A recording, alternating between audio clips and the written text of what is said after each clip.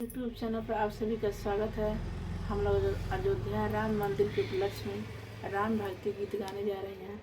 आप लोग लाइक कीजिए, सब्सक्राइब कीजिए। हम लोग का वीडियो अच्छी लगे शेयर कमेंट कीजिए, गलती को क्षमा कीजिएगा। पूरा वीडियो देखिएगा।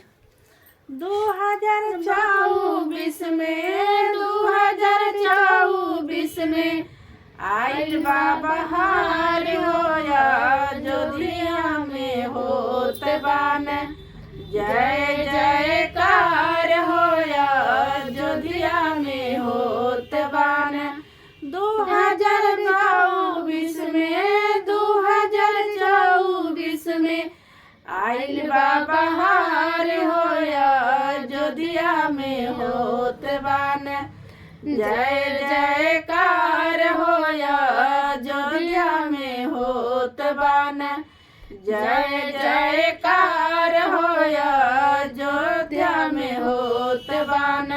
राम जी आए हैं, लक्ष्मण जी आए हैं। राम जी आए हैं, लक्ष्मण जी आए हैं। संगमा में आई है, संगमा में आई है। सीता सुकुमारी होया अयोध्या में होत बान। जय जयकार होया अयोध्या में होत बान। जय जयकार होया अयोध्या में होत बान। 2024 में आइल बाबा हार होया अयोध्या में होत बान। जय जयकार होया अयोध्या में होत बान। जय जयकार होया अयोध्या में होत बान। नर सब आए हैं, ऋषि सब आए हैं। नर सब आए हैं, ऋषि सब आए हैं। आए हैं संगमा में, आए हैं संगमा में। संत समाज होया अयोध्या में होत बान। जय जयकार होया अयोध्या में होत बान।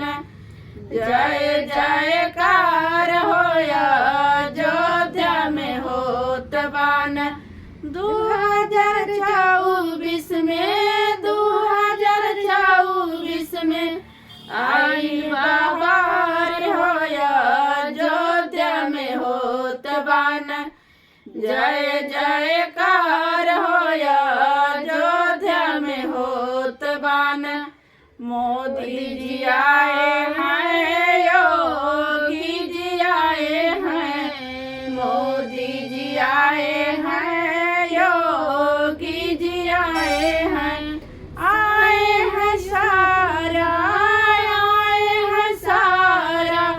यूपी बिहार होया अयोध्या में होत बान।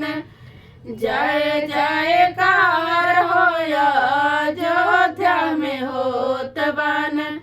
जय जयकार होया अयोध्या में होत बान। 2024 में आइल बहार होया अयोध्या में होत बान।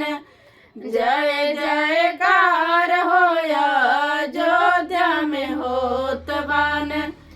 जय जयकार होया अयोध्या में होत बान। हाथी भी आए हैं, घोड़ा भी आए हैं। हाथी भी आए हैं, घोड़ा भी आए हैं। आए हैं सारा, आए हैं सारा। मोटर कार होया अयोध्या में होत बान।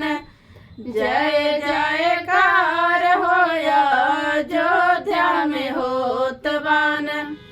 जय जयकार होया अयोध्या में होत बान। बन। सखिया भी आई हैं सहेली भी आई हैं, सखिया भी आई हैं सहेली भी आई हैं।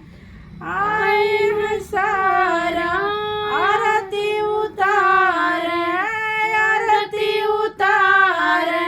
यूपी बिहार होया अयोध्या में होत बन। जय जयकार होया अयोध्या में होत बन। जय जयकार होया अयोध्या में होत बन। 2024 में 2024 में आई बहार होया अयोध्या में होत बन। जय जयकार होया अयोध्या में होत बन। जय जयकार होया